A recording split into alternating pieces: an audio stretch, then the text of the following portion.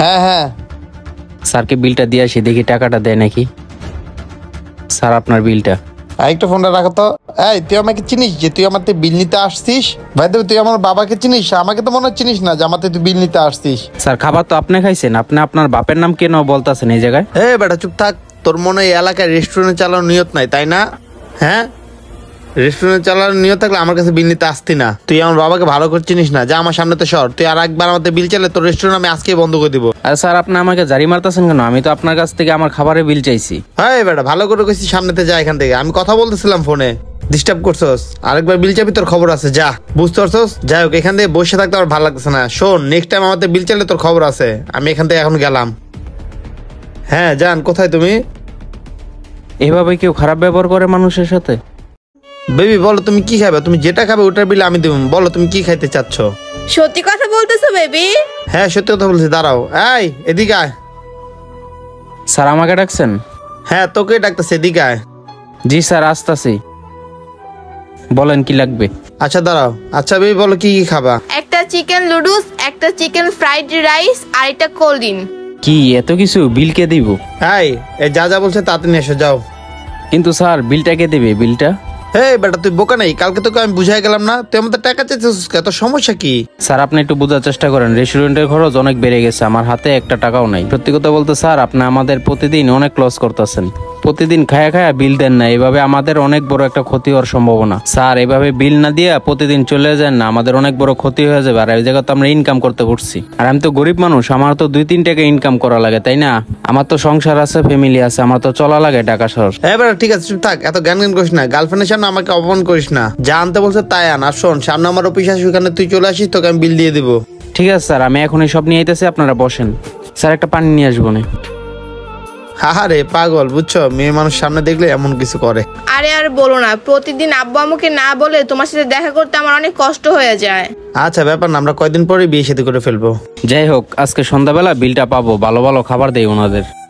আর বাকিগুলো কোথায়? বাকিগুলো স্যার আসতেছে, নিয়ে আসতেছে। আচ্ছা যান, তো খাও।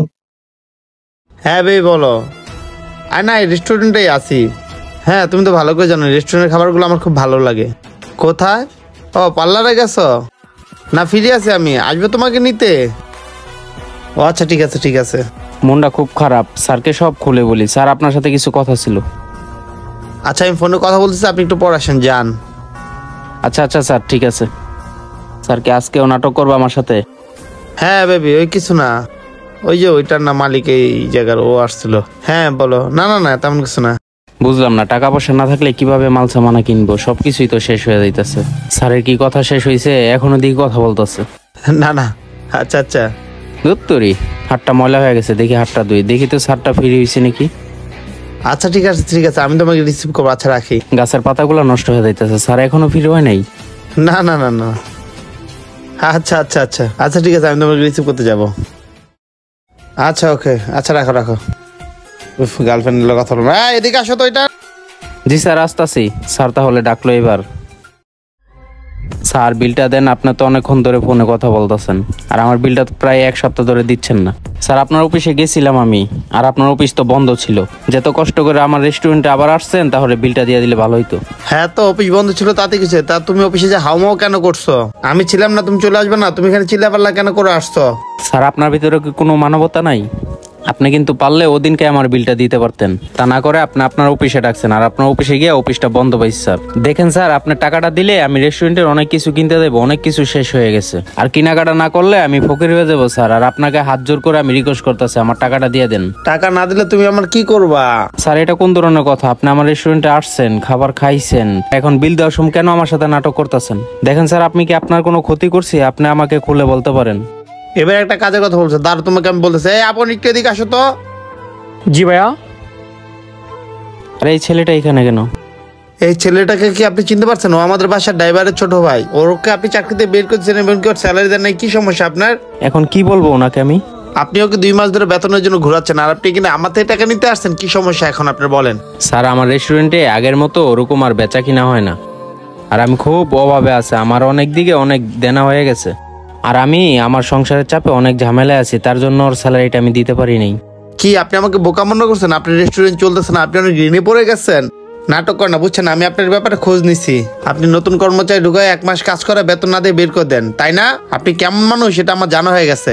আপনি নিজের স্বার্থের জন্য অন্যের ক্ষতি করেন। আপনি কি ভাবছেন আপনি মানুষকে ঠকাবেন? আপনি একদিনও ঠকবেন না। শোনেন, আল্লাহ সাথ দেয়, ছেড়ে দেয় না। আর কখনো অহংকার করবেন না, কারণ অহংকার একদিন পতন হয়। আর আপনারা কি ভাবেন যে ক্ষমতার জোরেই কি সবকিছু পাওয়া যায়? কখনো ক্ষমতা দেখাবেন না, ক্ষমতার জোর সবসময় থাকে না, একদিন পতন হয়। আপনি তো ভেবে থাকেন আপনার কেউ ক্ষতি করতে পারবে না, এটা আপনি ভুল ভাবতেছেন। কারণ বাপের উপরে বাপ থাকে। আর আপনাকে একটা কথা বলি, শুনেন আমার কথা মনোযোগ দিয়ে। যেভাবে আপনি আপনের ক্ষতি করতেছেন না, সেভাবে আমি আপনার ক্ষতি করতেছি। আপনার বিলটা আমি আটকে রাখছি। আপনি আমার কোনো ক্ষতি করতে পারবেন না, বুঝতে পারছেন? কারণ আপনি আমাকে ভালো করে চিনেন না আমি কে, বুঝতে পারছেন? একটা কথা মনে রাখবেন, যে অন্যায় করে তার সাথে অন্যায় করার সুযোগ এমনিতেই হয়ে যায়। আপনার টাকা পয়সা আমি সব দিয়ে দেবো, আপনি এখন ওকে চাকরিতে আবার নতুন করে জয়েন করান। আর ওর বেতনে কখনো ঘুরাবেন না। আর ওর না, আপনি কারো বেতনে এরকম নাটক করবেন না, ঠিক আছে? এই কথা দিলে আমি আপনার এখনই টাকা সব দিয়ে দিচ্ছি, কিন্তু আপনি কথার অবাধ্য হতে পারবেন না। জি স্যার, আপনি ঠিকই বলছেন স্যার, কখনো কারো ক্ষতি করতে নাই। আর আজকে আমি এখানে খাড়াইয়া কথা দিলাম, আর কখনো আমি কারো স্যালারি নিয়ে ঘুরাবো না, আর দেরি করব না, সময় মতো ঠিক টাইম মতো দিয়ে দিব। স্যার আপনার কাছে আমি মাপ চাই, আপনি আমাকে ক্ষমা করে দেন। আপনি আপনার ভুলটা বুঝতে পারছেন, এই অনেক কিছু, এখানে মাপ চাওয়ার কিছু নাই। আপনি ওকে চাকরিতে জয়েন করেন, আমি আপনার টাকাটা এখনই দিয়ে দিচ্ছি। এই নেন আপনার বিল। ধন্যবাদ স্যার। চলো আপন, আজকে থেকে তুমি আমার সাথে কাজ করবে আবার। ঠিক আছে ভাই, চলেন। বন্ধুরা, কখনো কারো দুর্বলতার সুযোগ নেবেন না, ক্ষমতার জোর সব জায়গায় দেখাবেন না, কারণ ক্ষমতার জোর সবসময় থাকে না। এই ভিডিওটা ভালো লেগে থাকলে অবশ্যই টাইমলাইনে পাঠাবেন। ধন্যবাদ সবাইকে ভিডিও দেখার জন্য। নতুন কেউ থাকলে লাইক, শেয়ার, কমেন্টস করতে ভুলবেন না।